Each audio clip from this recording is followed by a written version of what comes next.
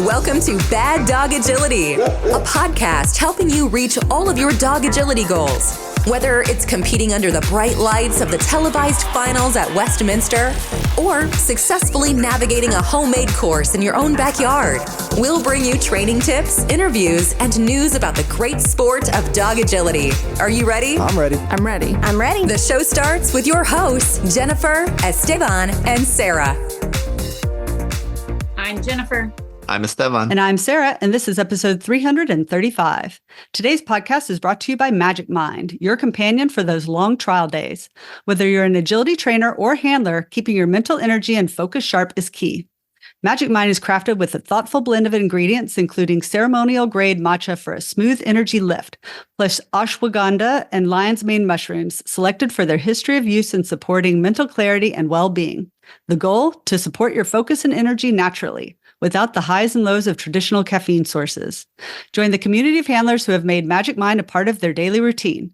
Ready to give it a try? Visit magicmind.com/baddog and get 20% off your first order with the discount code BADDOGMAGIC20. Embrace the day with clarity and energy and let Magic Mind be a part of your success story. Today's podcast is also brought to you by hitaboard.com and the new Teeter Teach It, an easy-to-use tool that controls the amount of tip on your teeter so you can introduce motion to your dog in a gradual way. Go to hitaboard.com for the new Teeter Teach It and other training tools and toys. Use discount code BDA10 to get 10% off your order. That's hitaboard.com.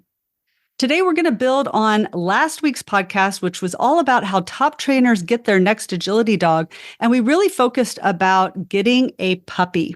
And we got an email back from one of our listeners who pointed out the benefits of getting an adult dog. It could be a rescue. It could be an adult purebred dog. And I think that there are a lot of benefits there that we could talk about. So we're going to kind of continue the conversation from last week, but really with an eye towards the adult dog. I'll go first, and I have to admit, I don't really like puppies. I mean, I like puppies. They're cute. They're adorable. I love their puppy breath. They're very photogenic, and I love to play with them. And I'm going to tell you that your puppy is cute, and please let me play with them. But I don't like raising puppies, because I feel like they're kind of stupid. They're not very good at dog agility. I don't know if you've ever worked with a puppy, but you can't put them through the weave poles. They're not ready to jump. You got to wait for their bones to grow and whatnot. It's pretty annoying, actually, right? Imagine having to wait 2 years after you get something for some purpose, and then you got to wait 2 years to do it. I don't know. I think it's weird. It would be like marrying someone, but you couldn't live with them and start building a life together until you waited 2 years. I think that's not quite a perfect analogy there, but you get the idea. And so I'm a big fan, actually, of acquiring adult dogs. So I think we've had a couple dogs in our household that way, including the Malinois in residence at the moment. How old was he when he came? He was 4.5 months. So that's kind of like, it's a spectrum, and there's definitely a lot of advantages to and I would call him an older puppy. And I think we can definitely talk about that too. But let's start with like adults. Sure. But all of this is to say, like, people tend to be a little bit rigid in their conception of how they're going to get their next dog. Yes. Right. And I think when you ask anyone, they mostly think the breeder route. And I think there's a very small subset of agility people who are familiar with what I would call the rescue route, right? Getting their dogs through rescue.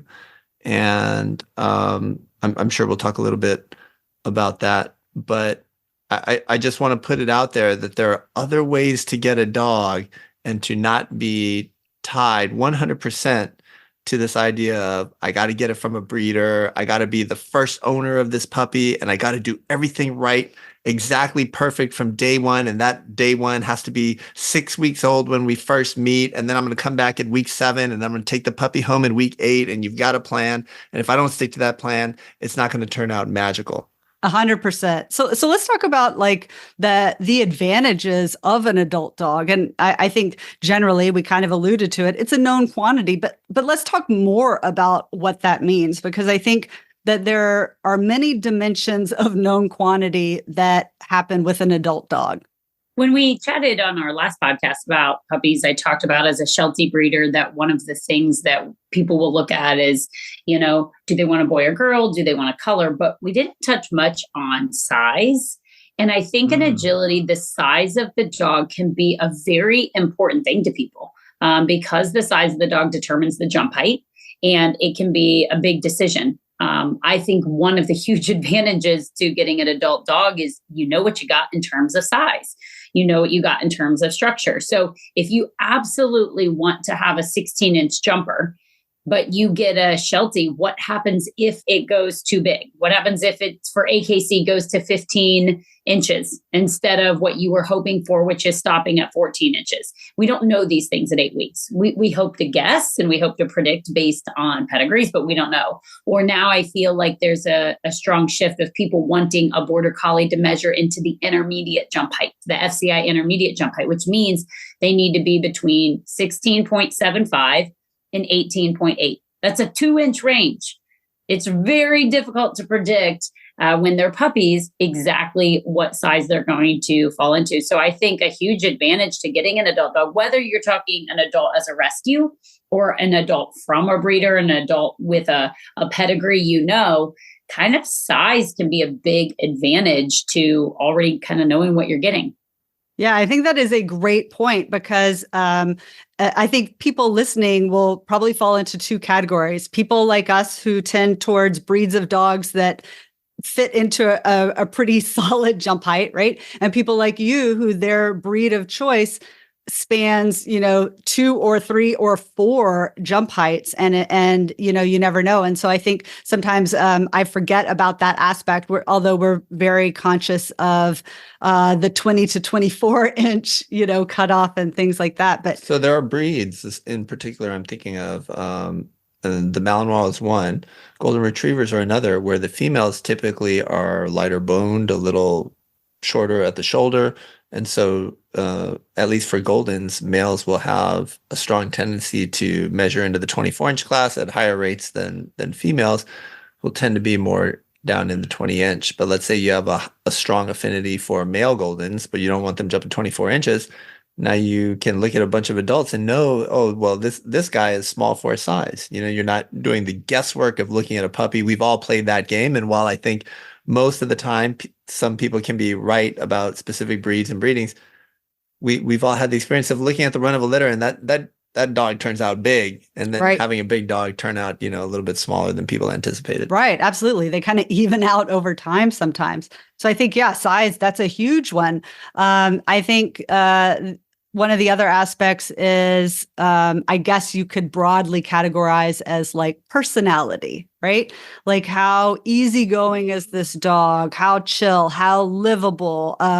How do they do with people and other dogs and maybe even like cats and things like that? You can often find dogs that have been raised around something that is important to you, like cats or like other dogs or like horses or whatever, And so I think that can be a really good thing too. I think there's some element of control issues here. So like as a trainer in general, I guess I'm pretty controlling of my dog's environment. In fact, I want to say it might even be the dominant form of dog training just in general, right? We manipulate the dog's environment, right? If they're struggling to get over a backside, for example, we might lower the height of the bar to help them get over it. We may position a jump, rotate a jump so that it's less angled, so they're more likely to take it, right? We'll use a guide and the weave pulse will lower the height of the dog walk. So basically, we're constantly manipulating the environment. If it's too over-arousing, we'll take them to a more quiet field. We start to add distractions. Basically, we have a lot of control. And that is a part of dog training, I think, that people don't really think about, right? That maybe one of the reasons that you, listening to this podcast, really like training dogs is the amount of control that you have, right? And especially if you have the kind of job or life where a lot of things are very chaotic and you don't have a lot of control, then dog agility can really become your like your little, what do I want to call it? Like little paradise, little sanctuary, sanctuary where you have some control over your life. And now you're going to go out and get a puppy, right? And you want to control all the elements that we talked about in the last podcast, the breeder, the breeding, this or that, and you've done all your research and you want to be there from day one to do it right. When you're taking on an adult dog, and especially one that has lived in another home, right? Or is a rehome, something happened with the owner or it didn't work out. I think that there's a fear. There's a fear of things not going well, and it's because you couldn't control that environment. If you're acquiring a dog that's already 2 years old, that dog's got a 2-year history of interactions with the world, right? And you had no say in that, right? And you're never sure in your mind, you're never sure that, oh, is the issue that I'm having now where he's barking at some dude with a hat is because some dude with a hat was mean to my dog in the past. That may have been the case, or it may not be the case at all, right? And so I think people can get really worked up in their minds and fearful of even thinking about looking at these kinds of dogs, which I think is a mistake because of all the upside that we're talking about. But anyway, I just wanted to jump in there with this notion of control. I was just thinking about it in terms of like personality of the trainer and dog training and why people might pass on dogs. Yeah, I mean, I do think that is a large part of why people like to get puppies is because they know everything that's happened. But if you take a step back and say, okay, like, would you rather have an 8-week-old puppy that you could do everything right with? But we know that even when you do everything right, sometimes personalities of dogs, maybe they're have anxiety around new places or new people or whatever. Or would you rather take an adult dog where you don't know the history, but you can actually go and test those things? You can actually go find out how that dog as an adult responds to new people, places, and things. And I would say if you have an adult dog and you have maybe you take them for a week, or maybe you're able to just take them for an afternoon and find out that dog is, able to deal with all of those things, that potentially could be a better situation than an 8-week-old puppy that hasn't had any negative exposure, but you don't really know how they're going to grow up. Well, I think this is something Jennifer pointed out. So now, Jen, I want your take on what you would do for an adult dog when you take them out for a spin. It's not something we can do with an 8-week-old puppy. Yeah, I think there's a lot of things that you can do with an adult right away. And we're not talking just agility things, although, as you already alluded to, if you get an adult dog, theoretically, you can, as long as they're of age, start jumping them right away, start weaving them right away. We recently had a 2-part podcast on ETO. Well, I can take an adult dog and I can bring it home and put it over a jump, and within 4 or 5 days have a pretty good idea of what that jumping is going to be like. Where with a puppy, I've poured my heart, my soul, everything into it, and I can't jump it till it's a year. And then the heartbreak sets in, potential heartbreak sets in for, ETO or an issue. So it's not just the agility things that you can do right away, but all of the other stuff that you're talking about. How are they around cars and moving cars or bikes? So do they tend to want to, herd and chase? How are they around kids? I mean, that can be a huge one. I've known lots of litters who grow up and are raised with kids, but then they go to homes without kids, and then they later develop issues with kids. You get an adult dog, you can go right away and kind of test these things and see how these things are. So I think there are definitely pros and cons to both sides. And as a person who has acquired an adult dog, part of why I fell in love with her and wanted her, even though she was 3 years old, is because of her temperament and how solid she was. It was the guarantee, right? So I have, an 8-week-old puppy and I have a 3-year-old, and this 3-year-old was rock solid. She had a great temperament, got along with other dogs, didn't have any fears, very steady, good family dog, didn't chase cars, didn't have a lot of toy drive. But again, like that was the agility side of things. And I thought, man, this dog is just a wonderful, wonderful temperament. Like this is a known. Or I could take the gamble on getting a puppy, but it's a gamble, right? We think, I have no baggage. But as Sarah said, there's no guarantee. So I decided to, take the adult dog because the known was there. And I loved so much of what I already knew. And then I could get started on things right away. I mean, we really quickly got going in agility. And as I mentioned, there's a few little things. She was very much into food versus toy. Things like that are harder to go back and change. If I get my puppy at 8 weeks, it's a little bit easier to balance out things like food and toy drive. But as a person who acquired an adult dog, I very much have a lot of positive ideas and associations with acquiring an older dog. Yeah, I really think that people overvalue the value, slate. the value of the blank slate, and they undervalue the value of the known quantity. And so that's just kind of what we wanted to highlight. Housebreaking and all the annoying things. Yeah, absolutely. Puppies are a lot of work. Let's just remind everyone. I mean, I'm exhausted at the idea. I'm not in the market for a puppy, but if somebody said, get a puppy, I'm like, I don't want a puppy right now. It's exhausting. But, you got an older dog. I think a lot of conformation breeders tend to look for homes for dogs after they finish in the conformation ring. So you might get like a 2 or 3 year old dog that already knows how to behave in a crate because they've been traveling to shows. They're used to kind of trial-like setups and noises and riding in the car and going to the vet and being in the ring and around strangers and touching.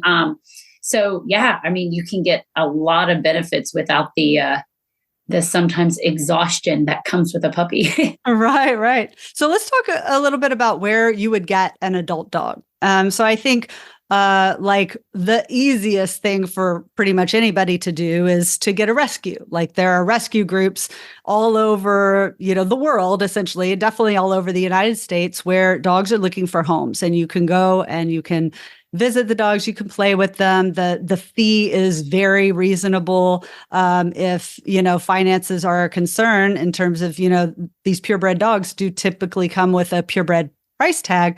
And again, it's a known quantity. And so there's really no.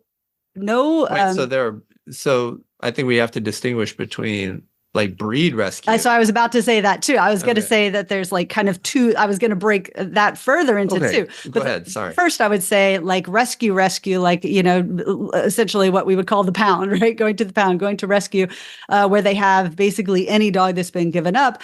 And, if you get to meet the dog, so you get to kind of get a sense for the personality. And so the fact that you don't know what that dog quote is, like what breeds go into it, it doesn't really matter that much because you're getting to meet the dog. Because even though breeds have tendencies, you can definitely find Malinois that are soft and sensitive and Goldens that are aggressive. Like it exists in the world. So, again, knowing the exact breed mixture is not as important as getting to meet the specific dog. And so then, that is definitely a way that people can get a dog. And if you don't need the pedigree, and I would say that in general, very few people need a pedigree. The only people that really need a pedigree are people that want to compete at events where very specific competitions.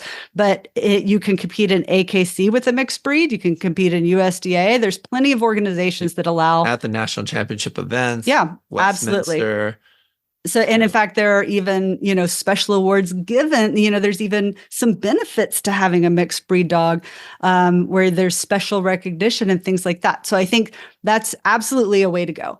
As you mentioned, there's also the idea of breed rescue specifically. Now, this is where a dog has been, relinquished, but the dog is or appears to be a very specific breed. So you might find like golden retriever rescue, where all they rescue are Goldens. And when you go to them, you're getting a Golden. It may or may not have papers, probably doesn't, but it essentially is or is very closely related to the breed that you're looking for. So if you have your heart set on a particular breed, you might be able to get a dog of that breed, but as a rescue rather than from a breeder. And so again, you have that adult, you have that known quantity, but you get a little bit more of that breed feel. I think foster failure is how a lot of people end up with adult dogs into agility. So as you're talking about these breed rescues, and I'm kind of running through my head, those that I know who do this, a lot of the people that get adults in agility, they were helping out with their breed rescue group, and they got to know this dog that they were fostering generally as an adult, and they fell in love with him. So, what we were talking about, all those traits that you get to identify as an older dog, that you have that known temperament, a known quality. Foster failure, I think, is a way that a lot of people find themselves with an adult dog. So I'm sure there's a couple listeners out there going, yeah, I started out as a foster, fell in love with this dog, and the known was better than taking the risk on a puppy. Right. Absolutely. I think that gives you a little bit of a clue on how to approach acquiring an adult dog, because the thing about fostering a dog is you're living with that dog over presumably an extended period of time. I doubt they fostered a dog for 1 or 2 days and then said, hey, I'm keeping it. Although I'm also sure that that's happened from time to time. And so whether you're going to a shelter, whether you're working through breed rescue, I think you want to try and position yourself as a potential home, but you want to be able to have some time with the dog, right? And I think seeing the dog multiple times in a variety of environments, maybe away from the shelter a little bit, away from the other dogs can behave very, very differently. It's no different from puppy testing. I think I recall part of puppy testing being you take the puppy away from its litter mates and its moms, and then you kind of see what it does, right? And so, it's all about context. Yeah, absolutely. And so then I guess the last place that I would talk about getting an adult dog would be, or actually, again, I'll split this one into two, is from breeders. And I think that there are kind of two main situations that I think of. One is that there is a dog, basically a rehome.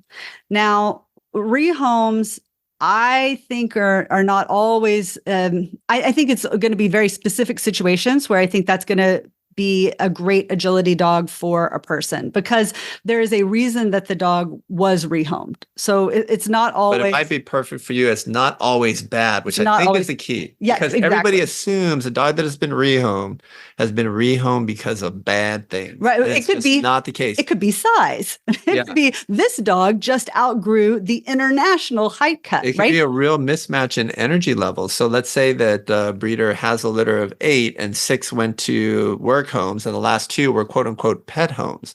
And then one of them went to a pet home with like an elderly person who, I don't know, wasn't very mobile. And then they're like, this dog is way too energetic. The dog really suddenly turned on the energy level and there. That sure sounds like what we want for agility, right? Yeah, this dog would be better suited to a sports home. And so, that's going to be a surrender back to the breeder. And they may have a lot of skills. I mean, and especially if it's an agility rehome, like imagine a dog that's been trained all the way through to the excellent level, but outgrew the cutoff that the handler was looking for, right? I mean, you could end up with a dog that you could go the very next weekend and compete with.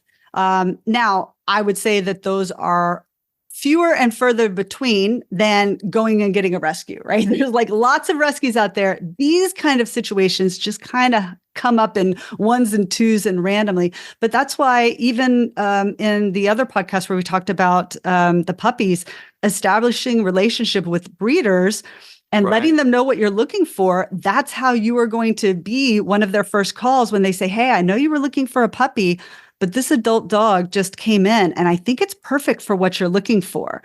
And so I do think it's a lot more chance-based that you're going to, that situation is going to work out for you. But it does happen. And I think the other way that sometimes we see adult dogs get placed is essentially the breeder holds on to a dog. And sometimes it is like the pick. It is like the best dog in the litter. That they keep for themselves. Yeah, this is really sneaky. This happens more than you think. It happens more than you think. They keep the best dog for themselves. And then for some reason, that dog is not suitable for breeding. They have too few Do you teeth. care about breeding? They have an undescended testicle. Do I care about breeding? No. Do I? Exactly. Like these are things that I do not care about as an agility handler. And then now here's this adult dog, known quantity. They carry their tail. The tail carriage is not appropriate for the ring. They'll never win. Right. They don't want that in their breeding program. Exactly. And so you get this adult dog, known quantity, fantastic, presumably if you were going to take it, fantastic structure for jumping, They've been going around dog shows since they were little and Exactly. traveling because, they were supposed to be a big part of the Exactly. breeding program. And so this kind of all goes back to one of the things we talked about on the puppy podcast was being flexible. Like, I think when you know that your next puppy is happening anytime in the next 3 years, you start laying the groundwork, because getting an adult maybe 1 year before you had planned to, or maybe delaying 6 months and then, getting one of these situations, it might be worth it. You might end up in a really, really great situation that you wouldn't have been open to if you were just out there trying to pick one breeding, putting down your deposit, waiting for the dog to come into heat, see how many puppies they have, get a puppy or not. It's like having that, being a little bit more flexible and then opening your mind to the possibilities, I think is a really great strategy. Well, now I think I can go back to the point about being in control and frame it the other way. By pursuing an adult dog rather than a puppy, you are actually given a lot more control in certain areas, right? You don't have to guess about the weight, the height, the temperament, what they look like. So pretty interesting. Yeah, absolutely. And I think a lot of times too, with adult dogs, and especially I would say these kind of rehome situations and things like that, I almost think of it as the opposite of foster fail. You can get a dog and you can kind of, quote, be getting it for yourself, but you can set it up with the breeder to say, I need to know, if I'm going to take an adult dog, I need to know that it's going to be the perfect fit for me and my family. So I'm going to take it as a foster for 2 weeks, 1 month, or whatever, and then we'll decide. So you kind of make that agreement with the breeder ahead of time, so that so that you have the time and the space to truly evaluate that dog before you make that commitment. Of course, that's if the breeder is willing to do that. And I'm even thinking about a dog that I'm working with a little bit right now. They're doing some of our exercises for our VIP program, some of our monthly small space. And she was a rehome, and now is doing great in agility. Is on the IFCS team. Right. So yeah, with another handler, just to be clear, like we're working with this dog, but her current handler got her as a rehome. Right. All right. And Jen, anything else that we missed about adult dogs that you wanted to say? I think we covered a lot of it. And, you hit really hard on the parts about establishing open communication in a relationship with a breeder. As a person who does breeding, I have had people reach out and say, hey, I'd be open to an adult dog. And so letting people know that that might be an option for you, I think will go a long way. Perfect. All right. And that's it for this week's podcast. We'd like to thank our sponsor, hititboard.com and Magic Mind. Happy training.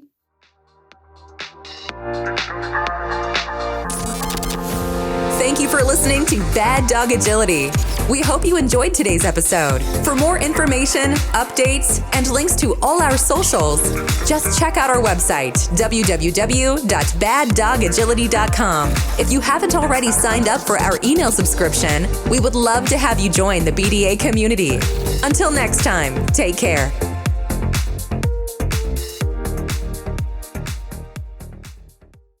What's the difference between ignorance and apathy? I don't know, and I don't care.